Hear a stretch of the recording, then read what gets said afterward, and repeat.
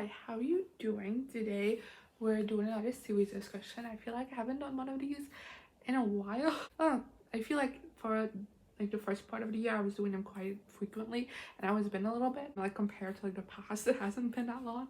But today we're going to be talking about the Evenfall series, which is a trilogy, and it's the third series in the Iron Fey world, following first Iron Fey series and then the Iron Fey Call of the Forgotten series, all by Kagawa, of course. So I will keep this video spoiler free for the Evenfall series, but I just can't talk about the series without just slightly spoiling the other two series. So I'll leave my videos for those in the description so you can go check them out, watch them, see my thoughts on those if you want to read them maybe. And yeah, you can go there if you have not read those yet. And yeah, I'm just gonna continue by talking about the Iron Fey Evenfall series by Kagawa now. So towards the start of the series, we find out that these mysterious like new kind of creatures have infiltrated the in-between, which is like a new section of the world created in the last series. And these new creatures are kind of like bringing chaos. And in the first book we follow Puck, who kind of goes on an adventure trying to figure out where these creatures come from, how to defeat them, whatever, you know. And throughout the series, Megan and Ash also end up joining the gang. The first book just mainly focuses on Puck. That's just the basic synopsis that I can give you for the series. And then of course my ranking of the series. I always love doing this. I'm going from least favorite to favorite. My least favorite book in the series was The Iron Sword, which is book 2. Then I had The Iron Vow, which is the last book, and my favorite was The Iron Raven, which is book 1 in the series.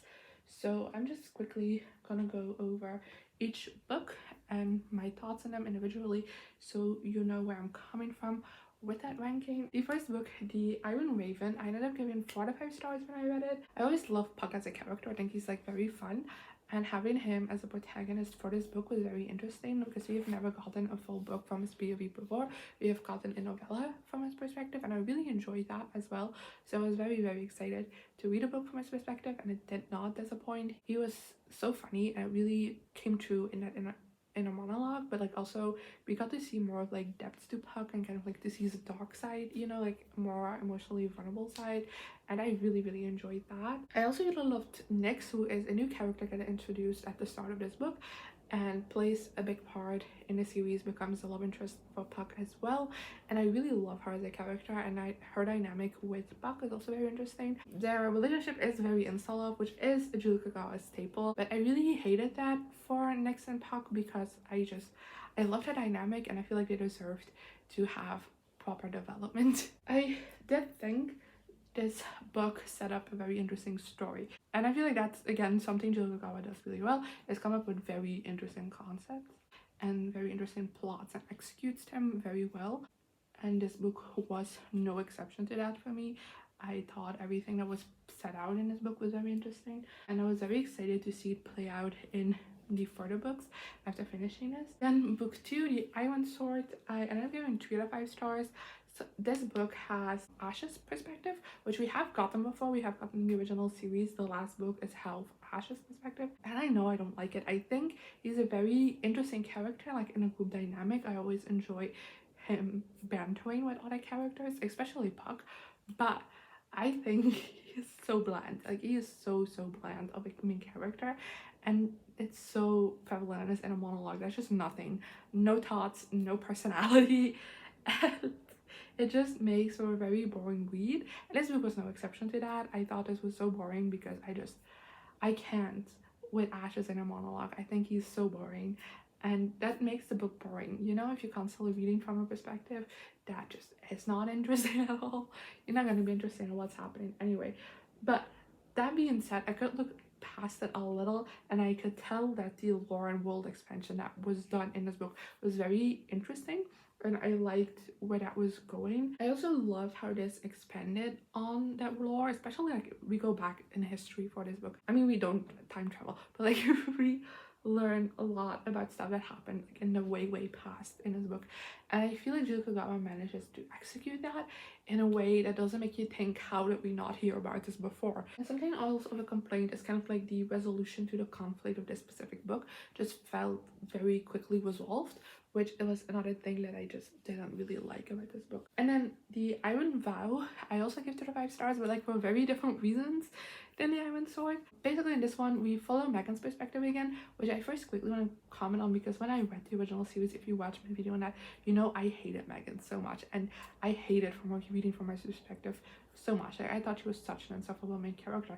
and over the books we have seen her growth because like this spans decades of time in their world, you know, so we've seen her grow a lot, but we haven't been in her perspective since that growth happened. So I was a bit nervous like knowing that this was going to be back in her perspective, and even though she's still not my favorite, I feel like just like Ash, she borders on like very bland. She's not as bland as Ash, but like she borders on that line. She isn't as interesting of a main character as Puck or Ethan in the Call of the Forgotten series. So you know, that still kind of like held me back from like fully being involved within this a little bit and like having more of a fun time, but I don't hate her anymore. I do think that this book starts off really boring. Like I had such a difficult time starting this book because it's so slow in the beginning and it's so boring. I was not interested at all.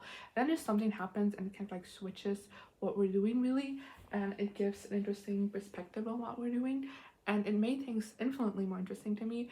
And even though I still think the first half almost nothing happens in it, I did enjoy my time much more.